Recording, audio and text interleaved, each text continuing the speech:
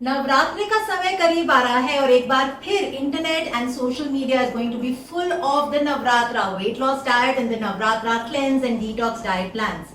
पर मेरे चैनल के साथ जुड़कर आप बन चुके हैं इन्फॉर्म्ड हेल्थ बायो हैकर। और वो क्या 5 मिस्टेक्स हैं जो आपको अवॉइड करनी है इस नवरात्रि में। All this and more in today's video, so let's get started.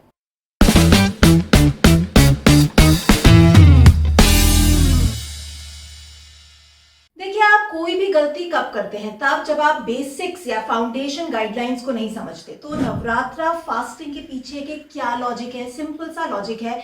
मौसम बदल रहा है, इस बदलते मौसम में अपनी बॉडी को अडेप्ट करने के लिए आपको अपनी बॉडी को सपोर्ट करना है ताकि उसकी जो इम्यूनिटी है वो बढ़े, ना कि कम हो आने वाले हार्श विंटर्स के लिए।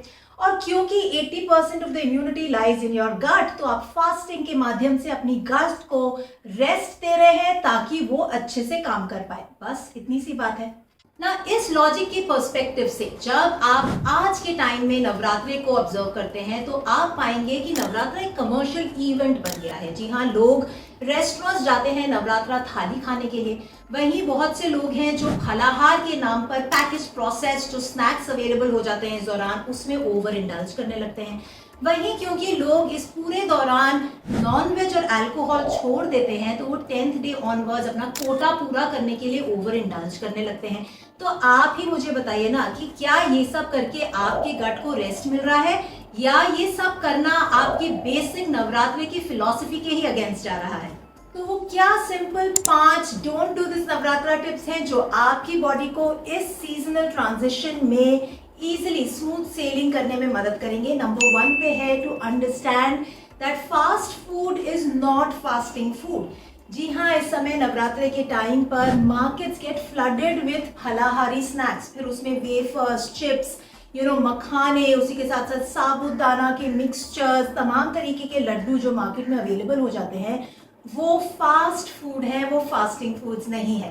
देखिए, फास्टिंग फूड्स वो फूड्स हैं जो क्लीन फूड्स हैं, जो बॉडी को हेल्प कर रहे हैं क्लेंजिंग एंड डिटॉक्सिफिकेशन में, ओवरलोडिंग नहीं कर रहे। बट वहीं ये जो फास्ट फूड्स, जो कमर्शियल आइटम्स आप फलाहार के नाम पे मार्केट से खरीदते हैं, ये पैकेज प्रोसेस्ड है, यानी कि इनकी शेल्फ लाइफ को बढ़ाने के लिए इसमें तमाम तरीके के केमिकल्स, एडिटिव्स, प्रिजर्वेटिव्स डाले गए हैं और ये हमारे बॉडी में टॉक्सिक ओवरलोड बढ़ाते हैं। ना सिर्फ इतना, इनमें जो प्रेजेंट फैट होता है वो इन्फ्लेमेटरी फैट है। तो एक तरफ आप अपनी बॉडी को क्लीन करना चाह रहे हैं, हील करना चाह रहे हैं, पर वहीं दूसरी तरफ क्योंकि इनपुट से ही इन्फ्लेमेशन कॉज हो रहा है, इन्फ्लेमेटरी फूड से ही बॉडी में स्ट्रेस बढ़ रहा है और इन्फ्लेमेशन आ रहा है, तो this goes completely against the philosophy of the Navratra cleanse. Number 2, don't over ईट। देखिए, नवरात्रि के समय 2 तरीके से ओवर ईटिंग होती है। एक तो वो लोग जो फास्ट करते हैं, कुछ नहीं खाते और एक मेन मील खाते हैं, वो उस मील तक पहुंचते हुए इतनी ज़्यादा उनको भूख लग जाती है कि वो बहुत ज़्यादा क्वांटिटी सर्व कर लेते हैं। और वहीं क्योंकि उन्हें पता है कि नेक्स्ट मील तो अब बहुत ही घंटों बाद आएगी या स्नैक आएगा, तो मैं अभी पेट भर के खा लूँ ताकि मुझे ज़्यादा भूख बाद में ना लगे।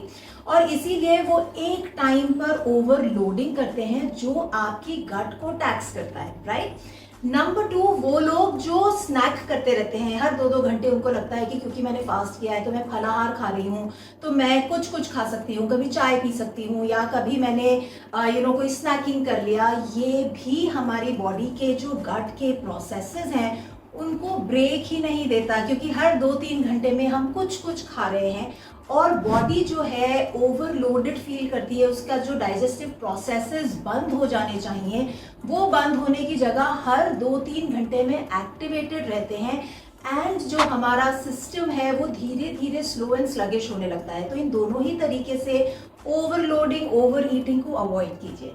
Number 3, don't use tea and coffee as fillers. जी हाँ, फास्टिंग के दौरान अपनी एपेटाइट को रेगुलेट या कर्ब करने के लिए अक्सर लोग चाय कॉफी का सहारा लेते हैं जो कि बैकफायर कर जाता है। देखिए, chai and coffee are stimulants, right. ये एज इट इज आपकी बॉडी में स्ट्रेस हार्मोन को बढ़ाते हैं, बॉडी को स्ट्रेस मोड में डालते हैं। और वहीं जब हमारा चाय कॉफी का इंटेक बढ़ने लगता है तो गट इश्यूज जैसे कि एसिडिटी, ब्लोटिंग जो है उसकी भी शिकायतें बढ़ने लगती हैं।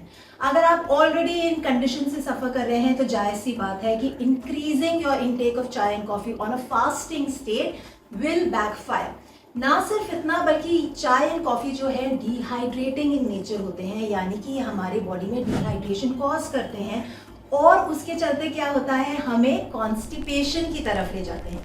एक तरफ हम डिटॉक्सिफिकेशन करना चाह रहे हैं, हम चाह रहे हैं कि टॉक्सिन्स जो हैं बॉडी से फ्लश आउट हो जाएं, और वहीं जब बॉडी में कॉन्स्टिपेशन जैसी कंडीशन बढ़ने लगती है तो टॉक्सिन्स जो हैं वो फ्लश आउट होने की जगह बॉडी में ही स्टोर होने लगते हैं और टॉक्सिक ओवरलोड बढ़ता चला जाता है।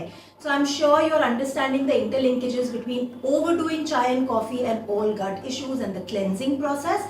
सो मेक श्योर दैट आप अपने टी एंड कॉफी के इंटेक को रेगुलेटेड रखें, वहीं डिहाइड्रेशन को प्रिवेंट करने के लिए आप अपने आप को हाइड्रेटेड रखें। तो अपने चाय एंड कॉफी के इंटेक को रेगुलेटेड रखें, अपने आप को कॉन्शियसली हाइड्रेटेड रखने की कोशिश करें। और चाय एंड कॉफी की कैटेगरी में मैं यहाँ रेफर कर रही हूँ तमाम तरीके की चाय, also which includes the green tea. So overdoing the green tea is also equally wrong as overdoing any other form of chai. अगर आप एसिडिटी, ब्लोटिंग, कॉन्स्टिपेशन, IBS, उसी के साथ साथ ऑटो इम्यून कंडीशंस या लीकी गट से सफर कर रहे हैं तो आप हिस्सा बन सकते हैं मेरी bio hack your gut workshop का, जहां हम इन तमाम कंडीशंस के रूट कॉज को समझते हुए फूड एज मेडिसिन का इस्तेमाल करते हुए अपनी हेल्थ को 10x तक ले जाते हैं और अपनी तमाम हेल्थ कंडीशंस को रिवर्स करने की जर्नी किक स्टार्ट करते हैं। इस वर्कशॉप का लिंक मैंने नीचे कमेंट्स में पिन किया है, आप वहां जाके मेरी वर्कशॉप के लिए रजिस्टर कर सकते हैं and I will meet you live inside the session. Number 4, fried and sugary items में ओवर इंडल्ज ना करें। जी हाँ, अक्सर इस समय पे देखा जाता है कि फ्राइड आइटम्स, कुट्टू की आटे की पकौड़ी या फिर उसकी पूड़ी, आलू की चाट, वहीं फ्रूट जूसेस, सॉफ्ट ड्रिंक्स का कंजम्पशन बढ़ जाता है ना। जब आप पूरे दिन भर एक अच्छे से सिस्टमैटिक स्ट्रक्चर्ड प्लान फॉलो नहीं करते तो ये जो तमाम चीज़ें हैं ये हमारे बॉडी में ब्लड शुगर फ्लक्चुएशंस तो करती ही हैं, साथ ही हमें फैटी लिवर या हमारे लिपिड प्रोफाइल्स को डीरेंज करने का भी एक बड़ा कारण बनती है। इसीलिए मेक श्योर दैट अगर आप फास्ट कर रहे हैं और इनमें से कोई भी आइटम्स आप कंज्यूम कर रहे हैं, that should come as a part of a structured and balance daily menu. And number 5, don't make Navratra your weight loss time. जी हाँ, 9 दिनों में फैट लॉस नहीं होता, सिर्फ water loss and muscle loss ही होता है और ये वेट फिर वापस आ जाता है। So don't put your body through this yo pattern. इसलिए it's important to understand that Navratra वो एक ट्रांजिशन फेज है जिस समय आपको अपनी बॉडी की प्राण शक्ति को बढ़ाना है ताकि बॉडी अपनी इम्यूनिटी, अपनी ओजस को बढ़ा पाए,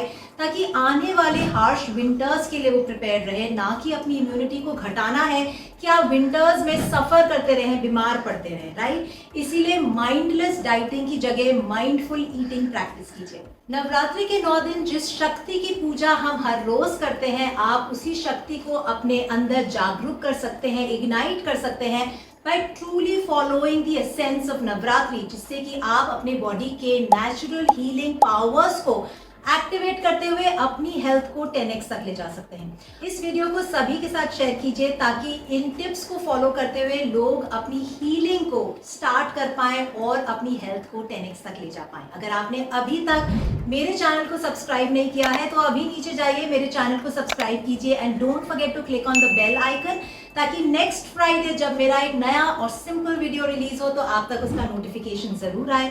मैं आपसे मिलूंगी अगले फ्राइडे, तब तक you take care, eat well, live well and be healthy.